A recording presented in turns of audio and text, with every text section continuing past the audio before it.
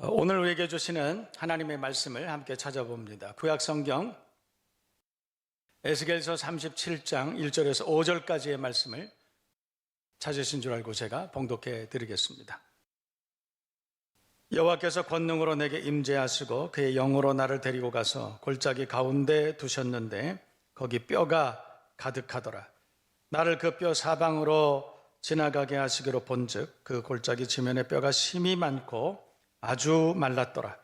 그가 내게 이르시되 인자야 이 뼈들이 능히 살 수 있겠느냐 하시기로 내가 대답하되 주 여호와여 주께서 아시나이다.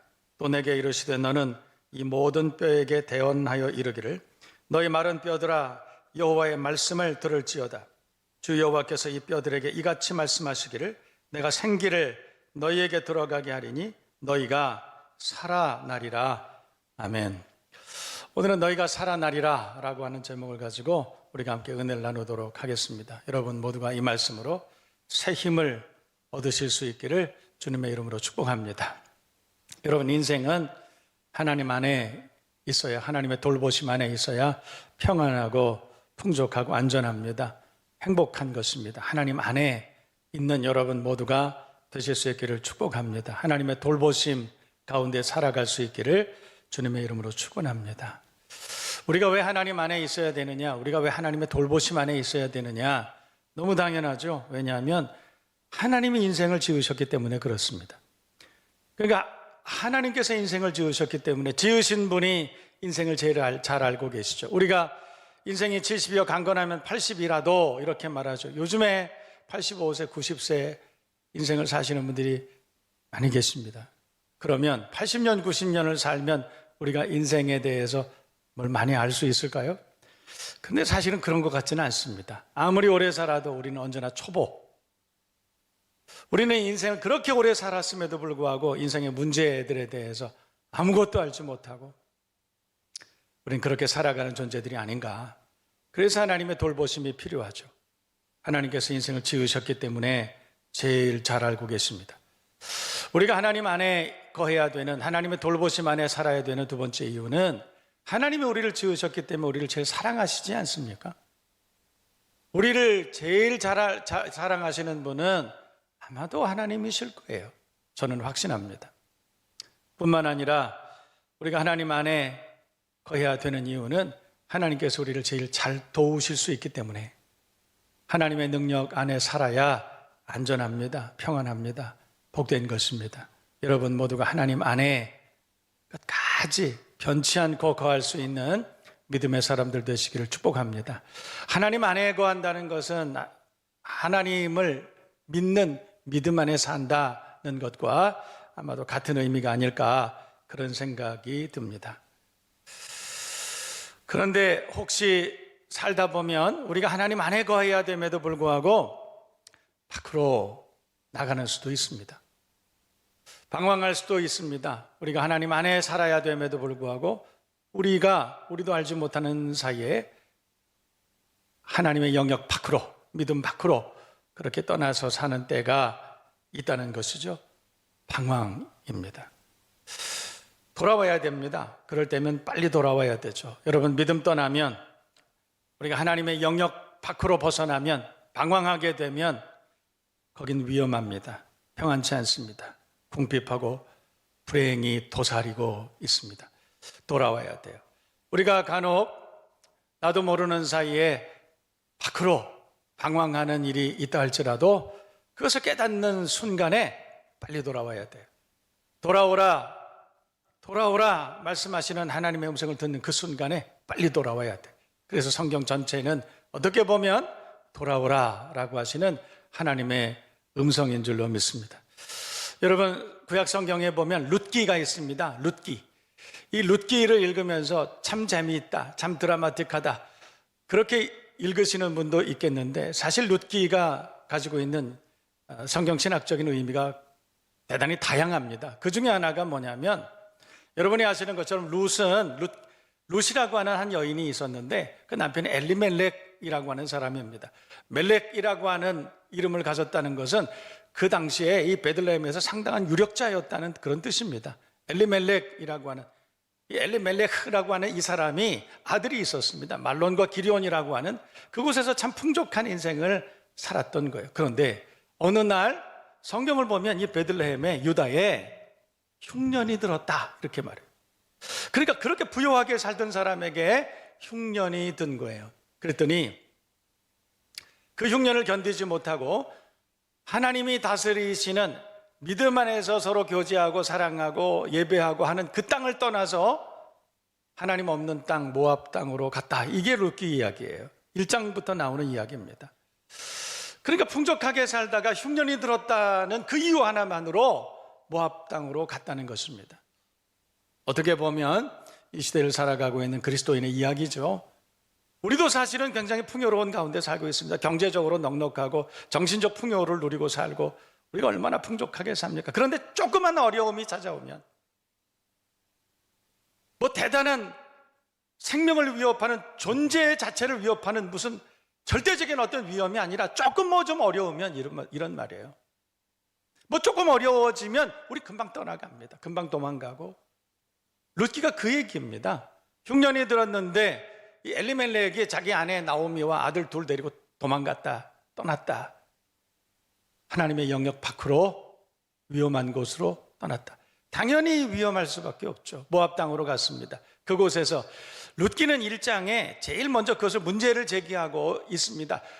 도망을 갔는데 여러분 흉년을 피해서 더 풍족한 곳으로 갔으면 거기서 풍족하게 살아야 되는 것 아니에요? 거기서 더 안전하게 살아야 되는 것 아닙니까? 더 잘 돼야 되는 거 아니에요? 그런데 성경을 보면 그곳에 갔는데 남편이 죽어요.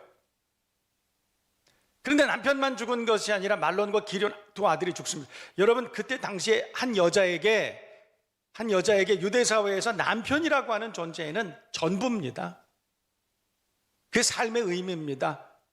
그의 권력입니다. 그의 명예입니다. 그의 삶의 전부예요. 근데 남편을 잃었다는 것이죠. 게다가 남편을 잃었으면 그래도 아들이라도 담보가 돼야 되는 것 아닐까요? 그런데 아들이 둘이 있었는데 그 아들 둘 중에 하나가 아니라 둘 다 죽어버렸어요. 그 말은 남편과 두 아들이 죽었다라고 하는 말은 모든 것을 잃어버렸다는 것이에요. 성경이 룻기를 통해서 경고하는 것입니다. 여러분 우리가 하나님 안에 살아야 되는데 하나님의 돌보심 안에 살아야 되는데 베들레헴 안에 살아야 되는데 약속의 땅 유다 안에 살아야 되는데 그 조그만한 위험, 조그만한 문제 때문에 도망갔더니 라고 이렇게 문제를 제기하는 거예요. 도망갔더니 믿음에서 떠났더니 그랬더니 거기는 더 큰 불행이 있었고 더 큰 결핍이 있었다. 망신당했다. 그래서 룻기는 그렇게 결말을 맺습니다. 나오미가 그 아내 나오미가 돌아옵니다. 베들레헴으로. 며느리와 함께 여러분이 잘 아시는 며느리와 함께 그렇게 돌아옵니다. 그래서 이 며느리와 함께 돌아와서 그곳에서 행복하게 살았다. 이게 끝이에요. 그런데 돌아온 곳이 어디냐면 베들레헴입니다. 여러분 베들레헴이라는 게 무슨 뜻인지 아시죠? 떡집이라는 뜻입니다. 잔치집이라는 뜻이죠. 행복한 곳, 복된 곳, 풍요로운 곳, 안전한 곳, 그게 베들레헴이에요. 우리가 믿음 안에 산다는 것은 베들레헴에 사는 것입니다.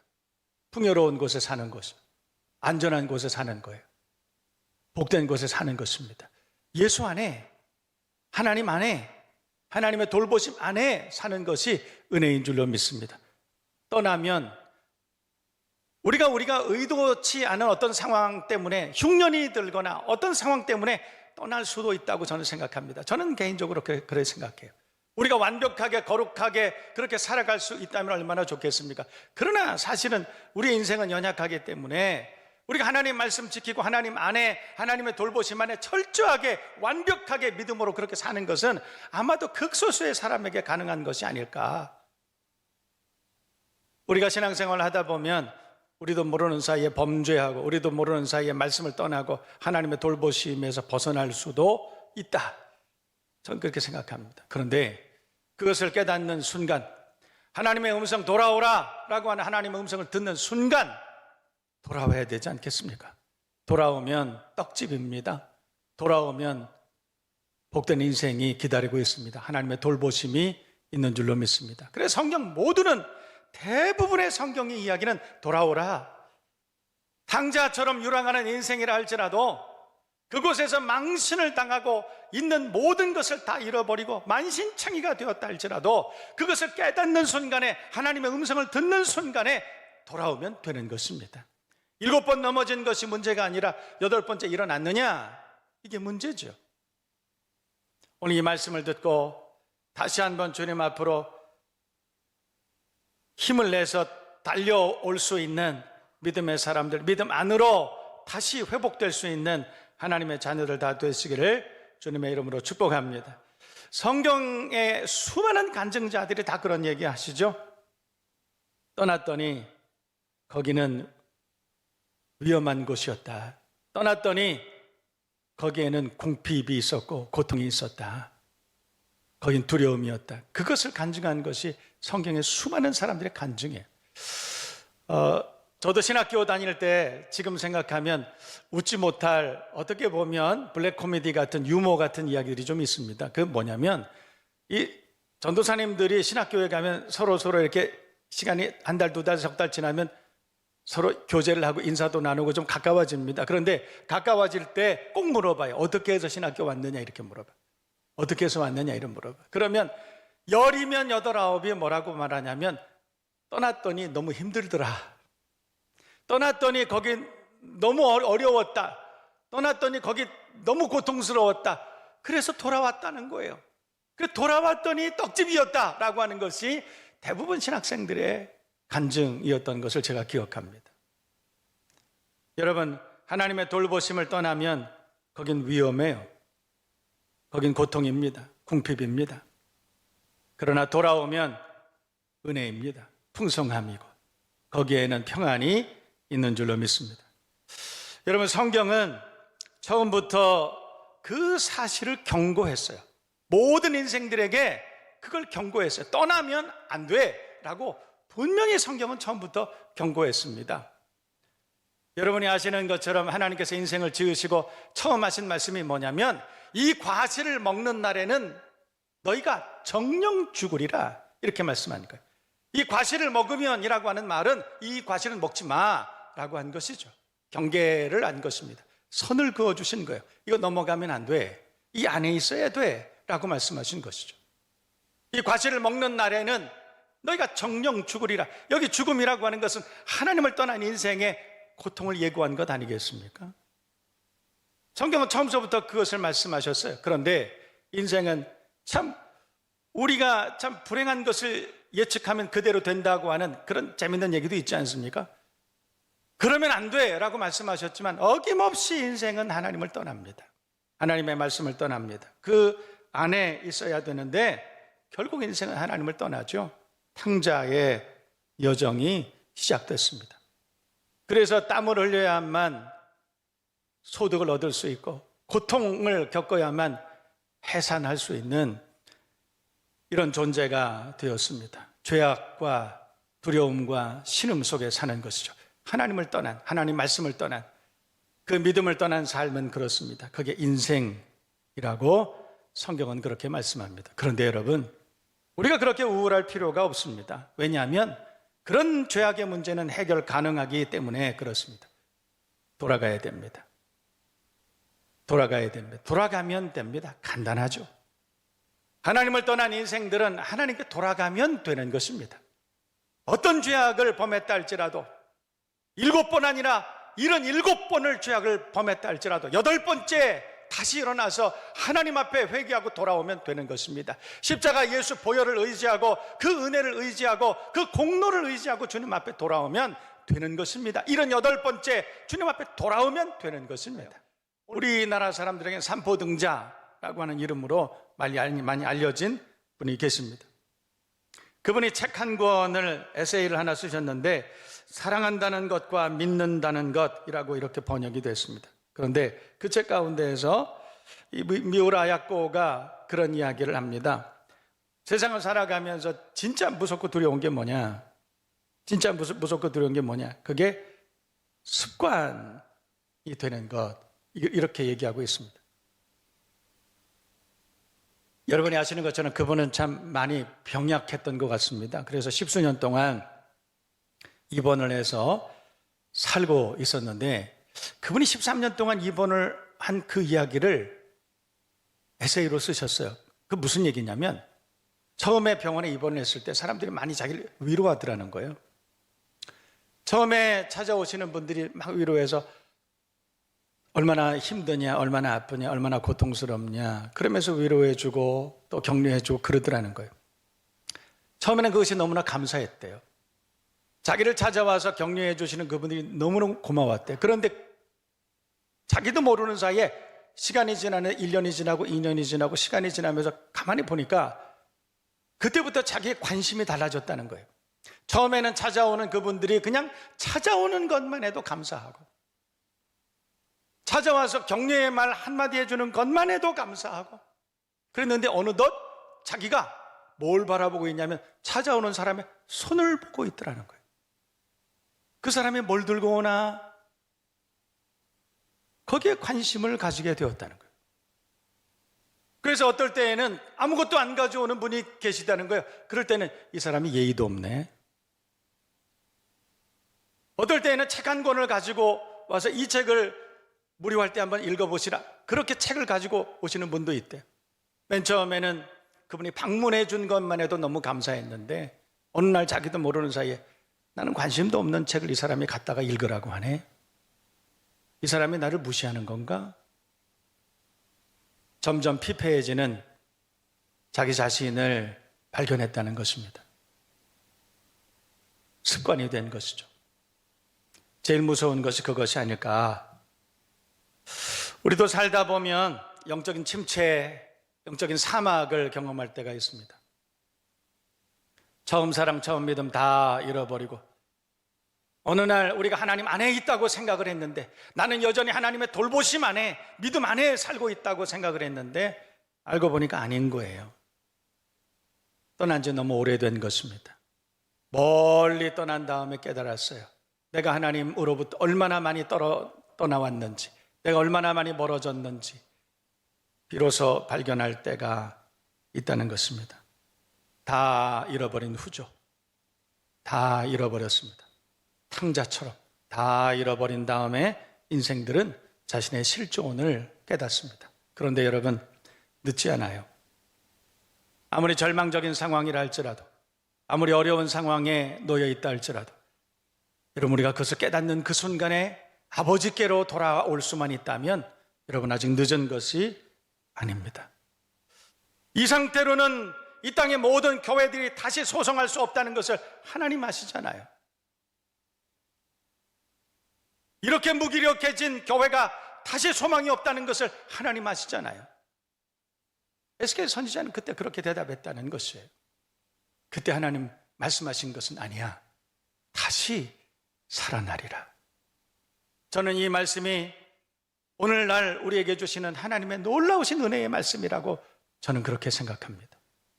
우리는 우리 스스로 생각하기를 힘으로 능으로 절대로 할 수 없다. 이것은 끝이다. 절망이다. 우린 그렇게 생각할 수 있습니다. 그러나 하나님 우리에게 말씀하시는 것은 아니야. 살아날 수 있어. 그렇게 말씀하셨어요. 오늘 이 성경 말씀은 대단히 중요합니다. 4절과 5절 말씀 정말 중요합니다. 다시 한번 읽어드립니다. 또 내게 이르시되 너는 이 모든 뼈에게 대어나 이르기를 너희 마른 뼈들아 여호와의 말씀을 들을지어다. 너희가 살아나리라. 어떻게 하면 살아날 수 있는지 우리에게 말씀하시는 거예요.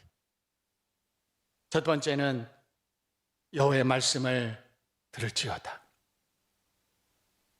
이 땅의 모든 교회가 다시 하나님의 말씀 앞으로 설 수만 있다면, 이 땅의 모든 교회가 처음 사랑, 처음 믿음 회복하고 다시 하나님 말씀 앞에 설 수만 있다면 너희가 다시 살아나리라. 돌아와야 됩니다. 교회 안에 수많은 목회적 프로그램들이 있습니다. 교회 안에 많은 교제 공간들이 생겨납니다. 다 중요합니다. 편안한 공간도 있어야 되고 그리스도인의 문화를 충족시킬 수 있는 수도 없는 목회적 프로그램이 필요합니다. 다 있어야 됩니다. 그러나 우리가 가장 먼저 고려해야 될 것은 뭘까요? 이 시대에 우리가 다시 회복되기 위해서 교회가 교회다운 모습으로 다시 한번 그렇게 설 수 있도록 제일 먼저 고려돼야 되는 것이 뭘까요? 하나님의 말씀 앞에 서는 것입니다. 오늘 성경은 여호와의 말씀을 들을지어다, 하나님의 말씀 앞으로 다시 돌아오는 귀한 역사가 일어나기를 주님의 이름으로 축복합니다. 저는 그래서 오히려 이때가 하나님께서 우리에게 주신 기회라고 저는 그렇게 생각합니다. 모든 성도들이 성경대학 앞으로, 예언사 앞으로 나오고 모든 성도들이 하나님 앞에 예배자로 다시 한번 우리가 그렇게 설 수만 있다면, 그런 기회로 우리가 만들 수만 있다면 오히려 이 위기는 기회가 될 것입니다. 두 번째, 하나님께서 너희가 살아나리라 조건을 말씀하셨습니다. 5절입니다. 주 여호와께서 이 뼈들에게 이같이 말씀하시기를 내가 생기를 너희에게 들어가게 하리니. 여러분, 여기 이 생기는 하나님의 성령, 하나님의 숨을, 하나님의 생명을 말씀하시는 것입니다. 주의 성령이 너희에게 임하시면 이라고 하는 말씀입니다. 이 시대의 모든 교회 가운데 주의 성령이 임하시면 너희가 살아나리라 말씀하신 것입니다.